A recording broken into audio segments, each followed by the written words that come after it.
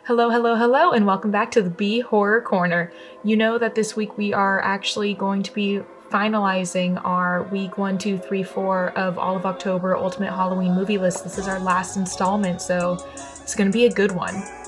Now, for this last week of movies, it's actually kind of just all of my absolute Halloween favorites that to me they just embody what Halloween means completely. So I've kind of ditched the whole Monday means this, Tuesday means that. It's just a list of final movies to watch during the last week. So take everything that we talked about in the last few episodes and just kind of ditch that because we're not going with it this time. For this last week of movies, everything is actually non-negotiable. I tried to give you options during the other weeks, whether something was available for free or to rent or different types of the same genre. I tried to give you, just a variety, but this week is just going to be non-negotiable. You have to watch them because there's nothing better than them.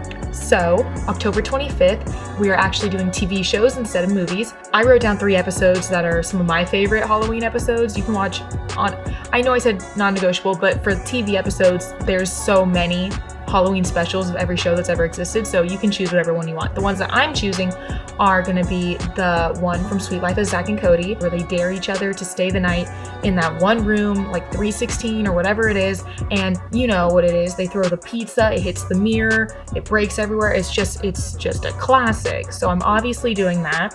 I'm also going to be watching the Buffy episode Halloween, where they all end up becoming what they're dressed up as and forgetting who they were as a person beforehand, and now everyone is Willow becomes a ghost and literally disappears forever and they can't find her, and she's trying to talk to them, they can't help her. Xander is now an army dude and all he can think about is like guns, and it's a great and fun episode. Also, it has Spike, so you know it's a good one. And I'm also going to be watching Zack Stone is going to be famous. He has an episode called Zack Stone is going to be scary. And I feel like a lot of people don't talk about Zack Stone is Gonna Be Famous, even though it's one of the funniest shows I've ever seen. I think it's on Amazon Prime. I know I bought it, so that's where I'm gonna watch it. But there's an episode where, same thing, basically he gets dared to stay into a haunted house the whole night. And when he's in there, he tries to make it look like it's haunted so he can record it and become famous.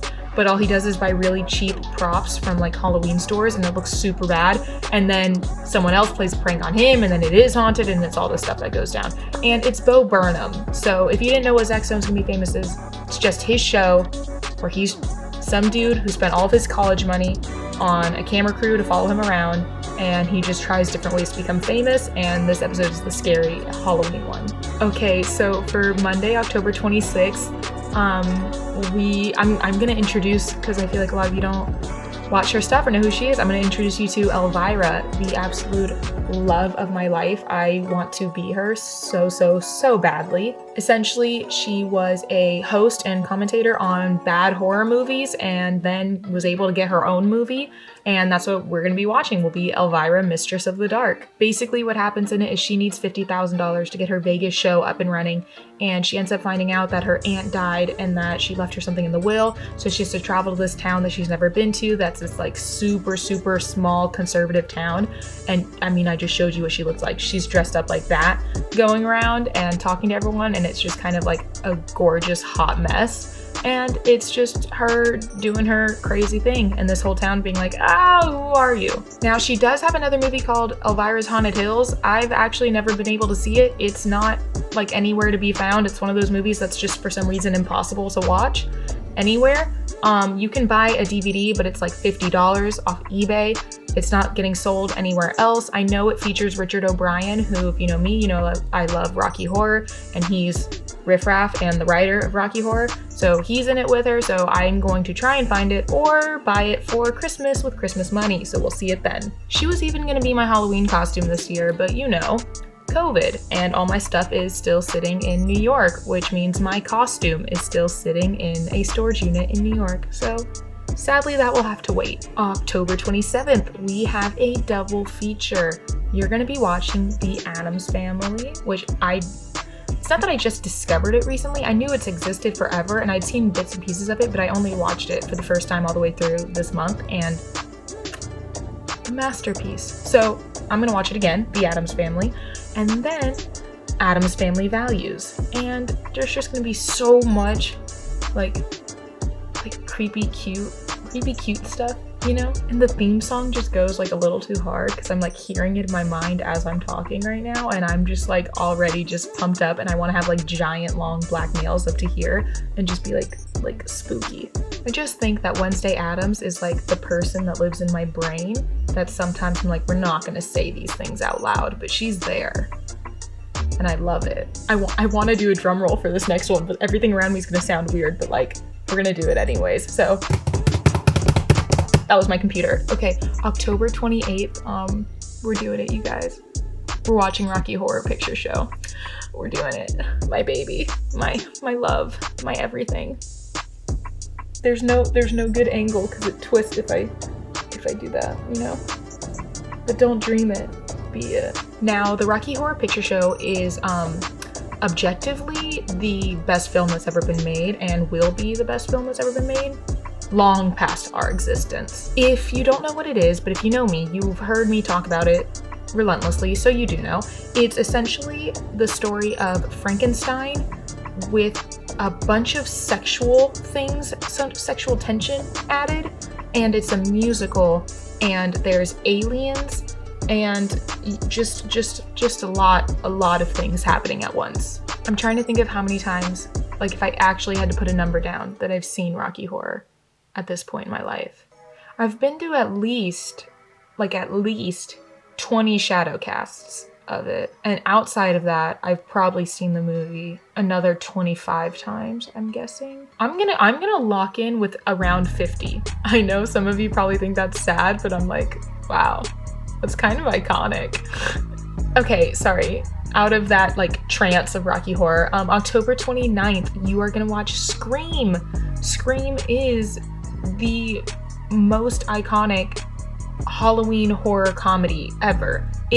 It's just everything that Kevin Williamson and Wes Craven did with this movie is astonishing to me. Like, they really said, let's make a horror movie that's a comedy that makes fun of horror movies while also playing into every horror movie trope that there is, but also subverting it at the same time. I don't know how you think of that and then execute it perfectly.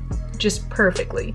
Fun fact, Scream is actually not the original title of the movie. It was originally called Scary Movie, and then they ditched that title and called it Scream, and then used Scary Movie later when the Wayans brothers made Scary Movie. It's also just fun because every time I watch Scream, I feel like I find a new horror movie reference that I didn't catch the other previous times that I've seen it, because there's countless references in it. I think my favorite one is always when Neve Campbell pushes the TV onto Matthew Lillard and says "in your dreams," because that's 100% Nightmare on Elm Street, and that's just also funny because then it's Wes Craven, and it's just like a jab at himself. All right, this is it. We're getting close to Halloween night. October 30th, Nightmare Before Christmas. I mean, Halloween is the Nightmare Before Christmas, so obviously it's going to be right on, like not on the day, but very close to the day.